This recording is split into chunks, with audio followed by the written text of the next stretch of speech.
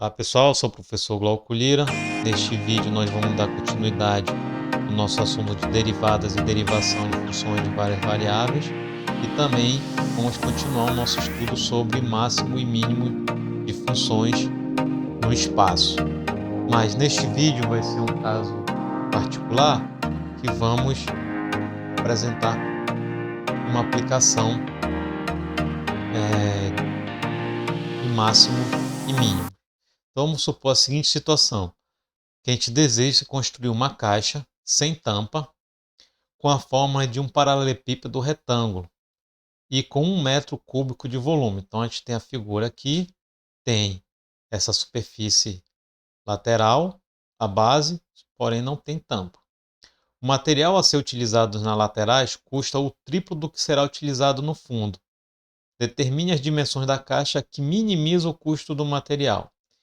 Então, como a gente sabe, a gente vai definir aqui a altura Z, a largura Y e a profundidade da caixa por X. O volume é a área da base vezes a altura, que no caso do paralelepípedo vai ser o produto das arestas, né? X, Y, Z. Como ele diz que o volume é 1 metro cúbico, então a gente vai igualar por 1.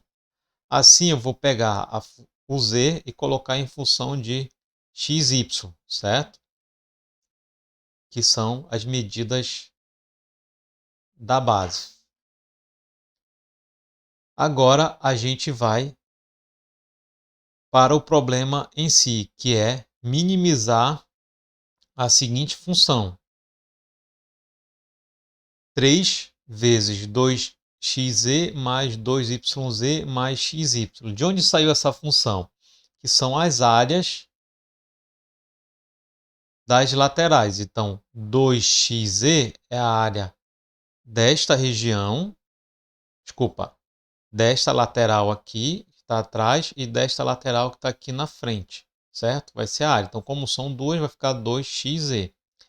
A área desta região vai ser YZ mais a área desta região aqui. Então, esta mais esta vai dar 2YZ. Mais a área da base, que vai ser XY. Porém, observa o seguinte detalhe da questão, que o custo do material da lateral é 3 vezes o custo da base, ou seja, do fundo. Então, vou pegar, já colocar esta função como a função custo, né, do material, e vou multiplicar as áreas lateral por 3, porque esta área, o custo dessa área é 3 vezes o custo dessa.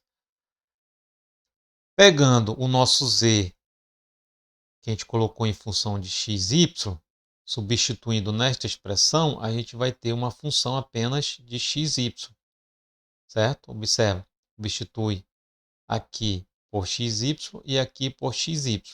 Esse 3 multiplicando aqui vai dar 6, aqui vai dar 6, é de onde surge esse 6 e esse 6. Substituindo por 1 sobre xy, aqui vai ficar 1 sobre y. Substituindo o z por 1 sobre xy, este y vai cortar com este, vai ficar só o x. E a expressão x mais y que não fica inalterada. Então, a função que a gente vai estudar, o mínimo, vai ser esta aqui. Bem, então a gente vai calcular atrás do mínimo, ou primeiramente do ponto crítico. Para achar o ponto crítico, calcula a derivada em relação a x e em relação a y. Calculando a derivada em relação a x, a gente vai ter menos 6 sobre x², né? Mais y, porque aqui vai ser, derivando em relação a x, isso aqui vai ser constante, derivando em relação a y, isso aqui vai ser constante. Então, a gente vai ter esta expressão. Derivando em relação a y, a gente vai ter uma expressão muito parecida, porém com x², y² aqui e x aqui.